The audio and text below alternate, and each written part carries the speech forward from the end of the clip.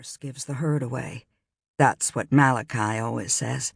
A band of wild, dark horses fleeing from predators into the safety of cut slate mountains to seek their refuge inside the brown and violet shadows of twisted brush can be immediately betrayed by a flash of a white horse. Malachi's my farm manager, and he always likes to tell me how nature separates dark and white horses. Or maybe, eventually, the dark and white horses separate themselves. He was never clear about that. Still, the white horse is ostracized, shunned, becoming an outcast, driven to live at the fringes of horse society, left behind to fend for himself because his bright color can spell death for the rest. Malachi always squeezes his eyes shut before telling me that part, as though he has to first envision it. "Funny thing about horses and color," he says, finally opening his eyes and settling himself down with a grunt onto a bale of hay. His fingers fuss through the strands before selecting a thin stalk to slide between his lips. "Horses can't help themselves splitting apart like that. It's always been that way. It will always be that way. It's nature's rules." It made sense to me. I could picture a white horse moving across burnt sienna hills like a flash of lightning slicing through a thunderous sky. It made sense, though I've learned not to believe everything Malachi has told me over the years. Malachi Charge had come with the farm, along with the tractor, the extra motor for the well pump, and 6 bags of lime, although they were all in better shape than he was. When I first met him 10 years ago, I couldn't help but notice the slight tremor in his hands, the barely perceptible drag of his left leg, the pale cast of cataracts in his dark brown eyes. "I'm 75, he told us then. He was 6 foot, thin as a 10-penny nail, and wearing clean but faded jeans, a short-sleeved yellow shirt, and a tan newsboy cap tilted back atop his thick white hair.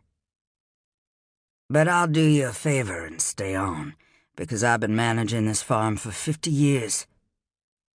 Though the deed showed that our horse farm had only been in existence for 18, we didn't quibble with him. We're not farmers by occupation, David and I, only by optimism. And with David working in the city at a large law firm, and me putting in long hours in my home office writing books, we needed this man who seemed to be part of the natural order of farming.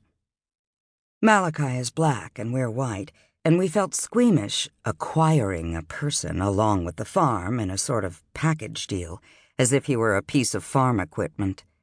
It didn't sit right with us, and we were embarrassed by even the thought of it. "You may as well let me live here," he said, when I told him how I felt funny about it. "I got no place to go." I guess it was that Robert Frost thing. Home is, when you have to go there, they have to take you in. He didn't seem to have family, and so we told him of course he could stay on. "I won't be any trouble at all," he declared. "I got my Social Security."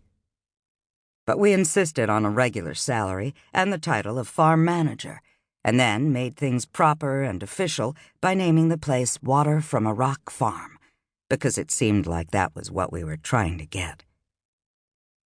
He lived in the small cottage he had always lived in, behind the barn, except that we renovated it for him, and he continued to do what he had apparently always done: gardening, pottering, fixing things, napping the afternoon away, and being bossy.